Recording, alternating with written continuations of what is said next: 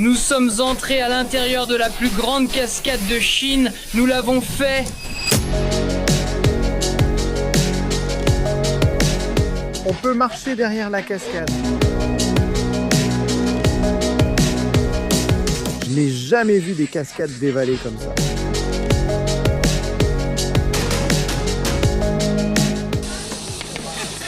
C'est magnifique, non?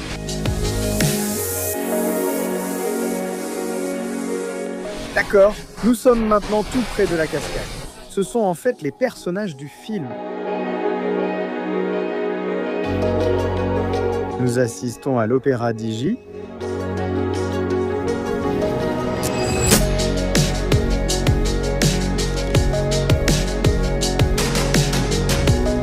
Il avait un grand accessoire à tabac pour fumer.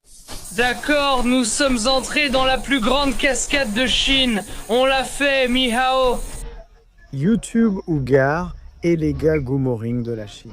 Nous sommes dans la province du Guizhou, et aujourd'hui nous visitons la plus grande cascade d'Asie. Tu peux le croire? C'est magnifique, 4 heures. 4 heures de randonnée, viens découvrir cette magnifique cascade avec nous.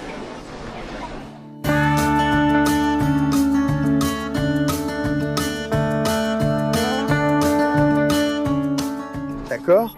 Premièrement, montons dans l'un de ces bus maintenant. Ouais, donc on monte dans un bus et je crois qu'on y va. On roule pendant environ 10 ou 20 minutes, quelque chose comme ça. Puis à partir de là, on commencera à marcher environ 4 heures pour aller voir cette cascade. Il n'y a pas trop de soleil. Oui, c'est nuageux, mais je pense que ça ira.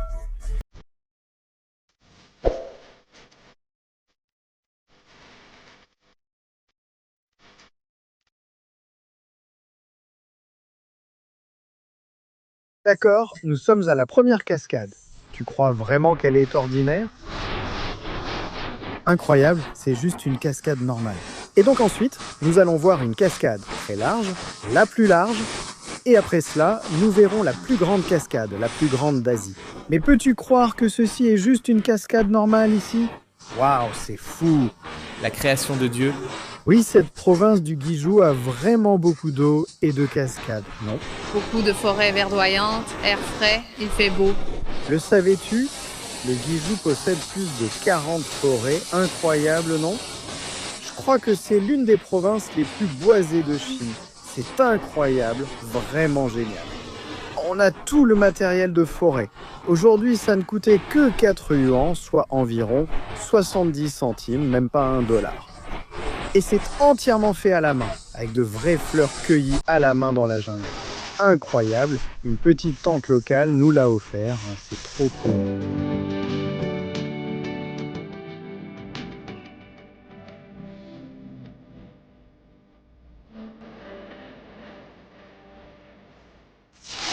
Donc là, on est juste sous un autre angle de cette cascade, les gars, et vous pouvez voir à quel point c'est magnifique. Je n'ai jamais vu des cascades dévalées comme ça. Absolument incroyable. On dirait un barrage qui déborde. Tu sais, hein, j'adorerais aussi aller nager là-dedans. Ça semble magnifique.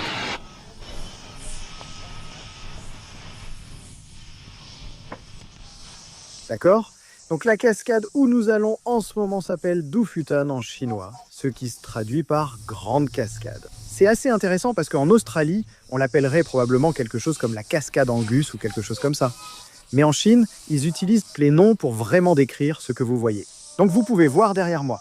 Ici, ils ont en fait un petit théâtre d'opéra, une petite scène, et Sophie va se produire en ce moment.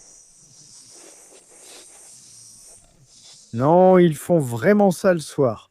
Vous voyez les affiches ici, à quoi ça ressemble. J'ai filmé l'affiche à l'entrée, la nuit c'est très joli. Ils utilisent diverses lumières et effets, donc nous ne serons pas là ce soir, mais vous pouvez voir les projecteurs, c'est cool. Ce genre d'attractions naturelles sont vraiment impressionnantes en Chine parce qu'elles mettent en avant la nature. Mais ils ajoutent aussi beaucoup plus de divertissement, ce qui encourage les gens à sortir et à profiter de la nature également. Alors les gars, juste une petite observation au hasard. Cela ressemble à une clôture en bois, mais c'est du béton. La Chine utilise souvent cette astuce en fabriquant des clôtures en béton, imitation bois. Regardez-moi ça. Avez-vous déjà vu une si large cascade? C'est magnifique, n'est-ce pas? Je n'ai jamais vu quelque chose comme ça auparavant.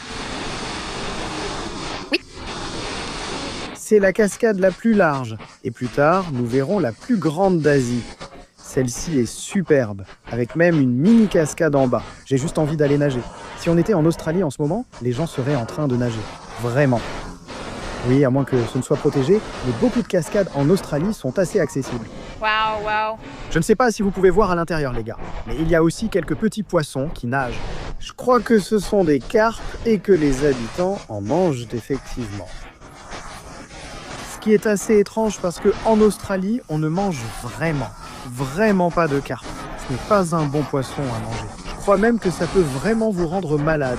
Mais les habitants ici apparemment adorent la carpe et ils en mangent, ce qui est fou. Donc tout dans cette rivière ici, c'est de la carpe. Elles se nourrissent de tout ce qui tombe de cette magnifique cascade juste ici.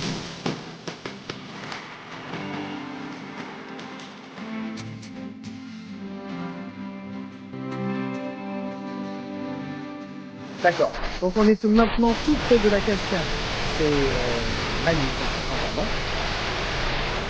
C'est génial. On sent la brume, l'eau est froide. On ressent bien la fraîcheur nécessaire. J'ai fait quelques recherches et ce que j'ai trouvé en ligne suggère ceci. Et il croit fermement que 27 milliards de litres d'eau passent par cette cascade chaque jour. Tu peux le croire? 27 milliards de litres d'eau, c'est énorme. Une autre chose aussi, au cas où vous ne le sauriez pas. La Chine possède de nombreux barrages hydroélectriques partout dans le pays. Et en fait, le plus grand barrage hydroélectrique du monde se trouve en Chine. La Chine profite de son eau abondante pour ses barrages hydroélectriques. Ici, ils ont créé un faux arbre uniquement pour y suspendre les lumières LED du spectacle de ce soir. Ça se fond plutôt bien. Je dois l'avouer, d'accord. Maintenant, on part vers la prochaine grande cascade. Tu es excité? Pour voir la plus grande cascade d'Asie? Oh là là! Je respire le meilleur air. Mais aujourd'hui, je peux seulement imaginer que ça va être bien, d'accord? On traverse le pont pour reprendre le bus et aller à la grande cascade. Comme vous voyez, c'est super cool. Vous pouvez juste voir le fond de la rivière ici et l'eau qui dévale par-dessus. Le pont ici, vous savez, est entièrement en béton. Mais il ressemble à de vrais arbres. C'est drôle et sympa. Sophia m'a dit « Oh mon Dieu, il y a un nid ?» Et j'ai répondu « Oui, mais c'est pour les lumières, il y en a partout. » Et c'est une autre chose. La Chine est vraiment douée pour camoufler les choses et... C'est vraiment créatif. Oui, c'est vrai. C'est en fait fabriqué à partir de matière organique. Donc c'est plutôt cool, non? On dirait du fil, c'est vrai. Il y a un peu de fil à l'extérieur, mais la matière marron est organique. Oui, peut-être que les oiseaux y frottent leur nid. L'écriture chinoise devant laquelle Sophia est passée, c'était une référence au film tourné ici. C'est une série télé que je regardais souvent avec mon grand-père au Népal, mais je ne me souviens plus du jour. Oui, même si c'était chinois. Oui, il y avait une chaîne chinoise. Oui. Oui, et tu regardais ce voyage en Occident, donc je pense qu'il a été tourné en 1980, quelque chose comme ça. Oui, c'est cool. Il y a un cochon, non? Oui. Oui, c'était cool. En voyant ce cochon, je me suis dit, je l'ai déjà vu quelque part. Oui, comme vous voyez, ce sont les personnages du film, dont deux principaux, le cochon et le singe. Vous vous souvenez de ces deux-là? C'est cool, non? Avant d'aller à la grande cascade, je voulais vous montrer cette glace. Storkage. C'est frais, donc ça s'appelle Michibinkin, qui est l'un des glaciers les plus célèbres de Chine en ce moment. Et ça devient viral partout. C'est plutôt cool, et tu peux voir que tout le monde s'intéresse à ma caméra en ce moment. Maintenant, on descend simplement vers le plus grand fleuve d'Asie. Ça va prendre 2 à 3 heures. Tu es toujours avec moi? Allons-y. Tada! Enfin. La plus grande cascade d'Asie, c'est absolument incroyable. Elle fait 77 mètres de haut et 101 mètres de large, c'est complètement fou. Donc, c'est la plus grande cascade de Chine et évidemment la plus grande cascade d'Asie, l'une des plus grandes cascades d'Asie. Oh là là! Superbe. Absolument magnifique. On peut presque voir un petit arc-en-ciel qui est sur le point d'apparaître aussi, avec la brume et toute l'eau blanche qui tombe. Et puis il y a un petit pont ici où d'autres personnes peuvent prendre des photos. Cette vue est magique, n'est-ce pas? La nature est vraiment belle, création de Dieu. C'est fou. J'aime toujours me demander d'où vient toute cette eau. C'est tellement haut. Comment est-ce qu'elle est arrivée là-haut? Ça peut sembler idiot à dire, ouais, mais évidemment, toute l'eau tombe dans une vallée et puis elle arrive là. Mais on dirait que ce n'est pas réel. On vient de faire une pause. Il y a beaucoup de moustiques et la marche est longue. Mais je pensais qu'on a déjà filmé 2 vidéos, celle-ci étant la 2e dans le Guizhou. Qu'est-ce qui t'a le plus marqué? Je dirais cette cascade. Oui. Je l'adore. La première fois que j'ai vu une cascade, c'était en 2022 au Népal. Oui, et j'étais tellement émerveillée. Elle était toute petite. Oui, et celle-ci est vraiment grande. La plus grande est vraiment la plus grande. Oui, C'est vrai. je me sens vraiment belle. Ouais, de ce que j'aime chez Grezhou, c'est que ça se développe vraiment très vite et ça devient populaire. Tu sais, moi, des endroits comme Shanghai, Chongqing, Pékin, ils sont tous célèbres, mais personne ne connaît vraiment la province de Guizhou. Oui, je trouve ça cool, les gens devraient venir. C'est sous-estimé.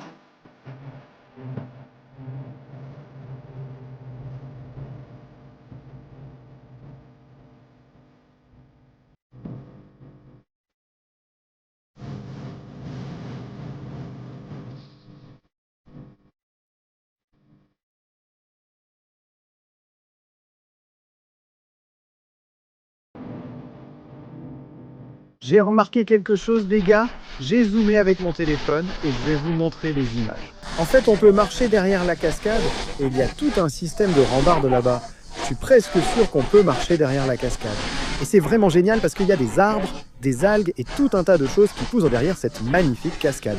Bon, les gars, comme vous pouvez le voir, il commence à y avoir pas mal de monde ici maintenant. La brume de la cascade s'élève, donnant l'impression qu'il pleut. Sophia m'a demandé: il pleut? Et j'ai répondu: non, c'est juste la brume et c'est vraiment magnifique. Alors les gars, on ne peut pas toujours nager sous les cascades car passer dessous, même si ça semble être une belle douche, peut être dangereux. Non, ça continue de te pousser et tu finirais sûrement noyé. La force est si puissante qu'on ne peut pas remonter. Pour nager, reste ici, pas juste en dessous. Un conseil, si tu restes trop longtemps à prendre des photos, tu seras trempé. Ils vendèrent des imperméables, mais je croyais qu'ils voulaient juste gagner de l'argent. Et tu as vraiment besoin d'un imperméable si tu ne veux pas être mouillé. Bon, maintenant on est à l'intérieur de la cascade. Oh mon Dieu. Je suis déjà à moitié mouillée. Ouais, et c'est parti. On va bientôt être à l'intérieur de la plus grande cascade d'Asie. Tu es prêt? Tu es prêt? Allons-y! Oh, à l'intérieur de la plus grande cascade d'Asie. La cascade est juste là, c'est le dernier endroit. On la voit avant de sortir. Mais quand pouvez-vous dire que vous avez déjà été à l'intérieur de la plus grande cascade d'Asie sans parler de l'avoir vue? C'est une expérience tellement géniale et je suis vraiment content de pouvoir la partager avec vous. D'accord les gars, on n'a marché que 5 minutes à peine et on est déjà au pied de la cascade. Ce n'est pas difficile. Mais c'est pas? Oui, facile. La Chine rend ça tellement facile. Regardez ça. Waouh, ça sent super bon aussi.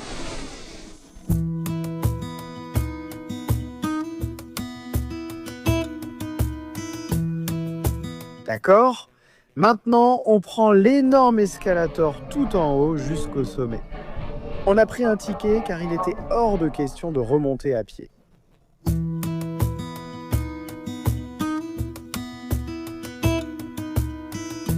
D'accord? Donc maintenant, on est arrivé dans ce petit village ici à Guizhou et on va explorer un peu ici. On découvre la vie locale et assiste à l'opéra Diji.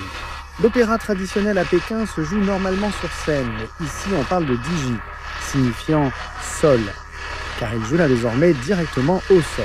Ce village servait en fait à l'armée il y a 600 ans sous la dynastie Ming, et l'opéra était utilisé pour motiver les soldats.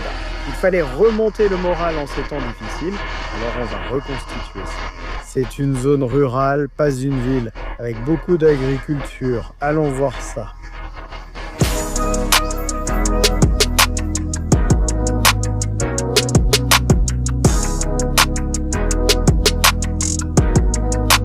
Oh, donc une des impressions que j'ai ici, et je peux me tromper.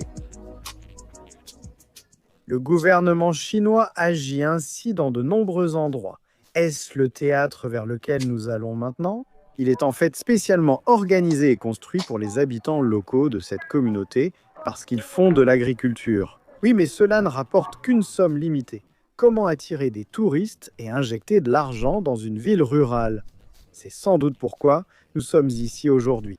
Donc non seulement les gens peuvent jouer et chanter dans ces opéras, mais ils peuvent aussi vendre des choses, comme ici, nous avons cet homme, il vend des écharpes.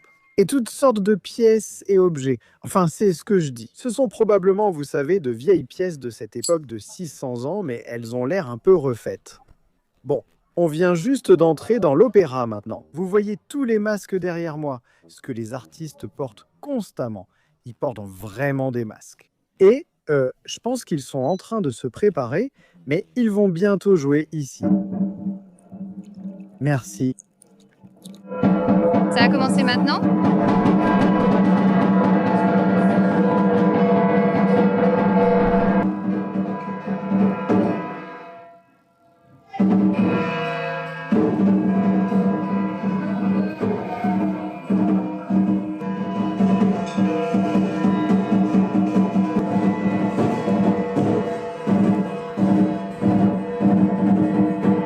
Merci. Sur bien certains des.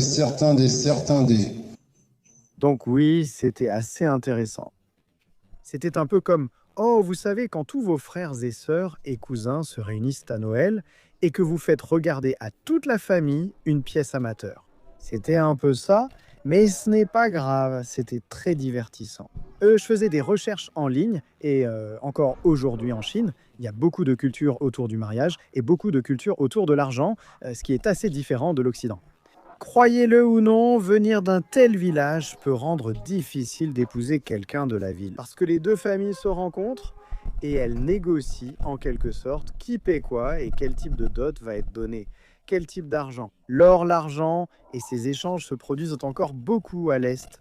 Les gains, c'est très courant au Népal. Heureusement, Sophia et moi n'avons pas eu de problème avec ça. Mais encore aujourd'hui, en Chine, c'est moins fréquent dans des villes comme Shanghai et Pékin. Mais malgré tout, c'est profondément ancré dans la culture. Ici, on est aussi rural que possible en Chine. C'est la cuisine de quelqu'un là-bas, mais je ne veux pas les déranger. Donc ces petites filles ici vendant des souvenirs. Bonjour, je les trouve super. Comment tu t'appelles? Non, je m'appelle Sophia. Comment tu t'appelles? Comment tu t'appelles? Non? Liu Li Lao Lao King?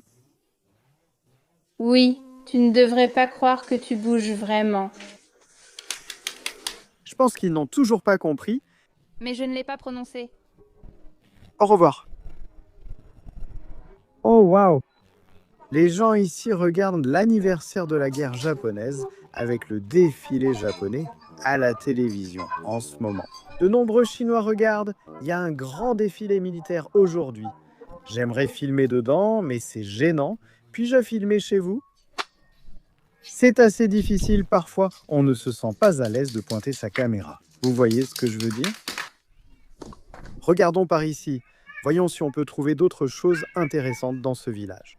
On dirait que certaines maisons sont vraiment bien construites, alors que d'autres parties sont plutôt locales et pas tellement développées. Niao, je crois qu'il m'a dit merci. Je pense qu'il m'a dit de ne pas filmer, mais je ne suis pas sûr. Dites-le moi dans les commentaires. Mais il avait un gros truc de tabac pour fumer. Oh, ils savent jouer à pierre, papier, ciseaux. Waouh, tu as gagné. Waouh! Tous les enfants connaissent le pierre, papier, ciseaux. C'est une communauté UVF, on devrait y jouer plus.